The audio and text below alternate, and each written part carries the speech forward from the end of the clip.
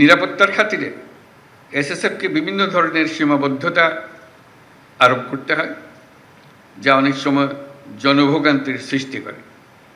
এটা যে কোনো নিরাপত্তা বাহিনীকেই করতে হয় নিরাপত্তার খাতিরে। অতীতে শাহজালাল আন্তর্জাতিক বিমানবন্দরে ভিআইপি ফ্লাইটের জন্য প্রায় 1 ঘন্টা সকল ফ্লাইট অপারেশন বন্ধ থাকত। এতে করে অনেক ধরনের জটিলতার সৃষ্টি হতো। আমি এই নিষেধাজ্ঞা তুলে দিয়েছি। এতে সাধারণ যাত্রীদের ভোগান্তি লাঘব হবে, কিন্তু এসএসএফের দায়িত্ব বেড়ে গিয়েছে। আমি মনে করি জনবিচ্ছিন্ন না হয়ে বরং জনসংযোগ ও নিরাপত্তার মেলবন্ধনের মাধ্যমেই এসএসএফ তার উপর অর্পিত সকল দায়িত্ব সফলতার সঙ্গে পালন করে যাবে। আমি জেনে আশ্বস্ত হলাম যে এসএসএফের প্রশিক্ষণ, অস্ত্র সরঞ্জামাদির আধুনিকায়ন প্রক্রিয়া চলমান রয়েছে।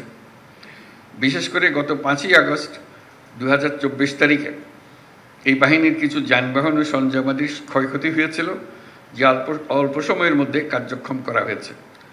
পাশাপাশি বাহিনীর আভিযানিক কার্যক্রম আরও বেগবান ও কার্যকরী করার লক্ষ্যে অত্যাধুনিক অস্ত্র সরঞ্জামাদির ব্যবহার ও দেশে বিদেশে উন্নত প্রশিক্ষণ গ্রহণের মাধ্যমে প্রতিটি সদস্যের সক্ষমতা বৃদ্ধির প্রক্রিয়া অব্যাহত রয়েছে।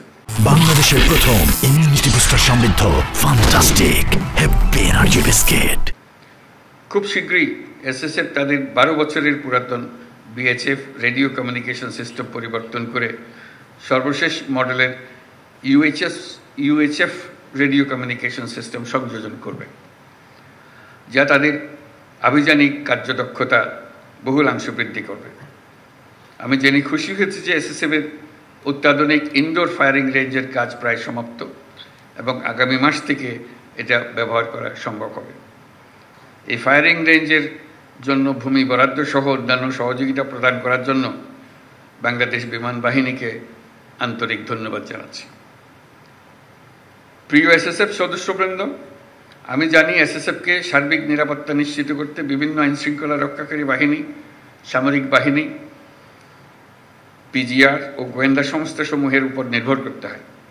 তাই আমি আশা করব এসএসএফ সকল সহযোগী বাহিনী ও সংস্থার সাথে সুসম্পর্ক বজায় রাখবে এবং নিবিড় যোগাযোগ ও সমন্বয়ের মাধ্যমে তারা দায়িত্ব পালন করবে। এসএসএফকে একটি অত্যাধুনিক এবং পেশাদার বাহিনী হিসেবে গড়ে তোলার লক্ষ্যে সেনা, নৌ, বিমান, পুলিশ ও আনসার বাহিনী হতে চৌকস অফিসার নির্বাচন ও প্রেরণ করায় আমি সকল বাহিনী প্রধানদের প্রতি গভীর কৃতজ্ঞতা প্রকাশ করছি।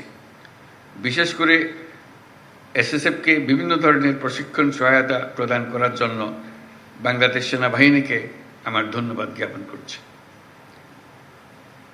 প্রিয় এসএসএফ সদস্যবৃন্দ, রাষ্ট্রঘোষিত ভিআইপিদের নিরাপত্তা প্রদানে পেশাগত দক্ষতা অর্জনের পাশাপাশি চারিত্রিক দৃঢ়তা, উন্নত শৃঙ্খলা, সততা, দায়িত্বশীলতা এবং মানবিক গুণাবলীর বিষয়সমূহ গুরুত্বের সাথে বিবেচনা করতে হবে এবং সকল ধরনের রাজনৈতিক মতাদর্শের ঊর্ধ্বে থেকে পেশাদারিত্বের সাথে কাজ করে যেতে হবে।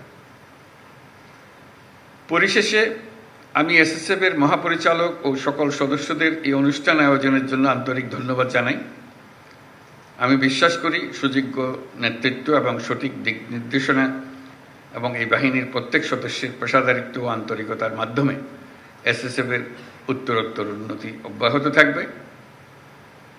আপনাদের ও আপনাদের পরিবারের সকলের সুস্বাস্থ্য এবং কল্যাণময় জীবন কামনা করে আমি আমার বক্তব্য শেষ করছি। সকলকে অশেষ ধন্যবাদ। আল্লাহ হাফেজ।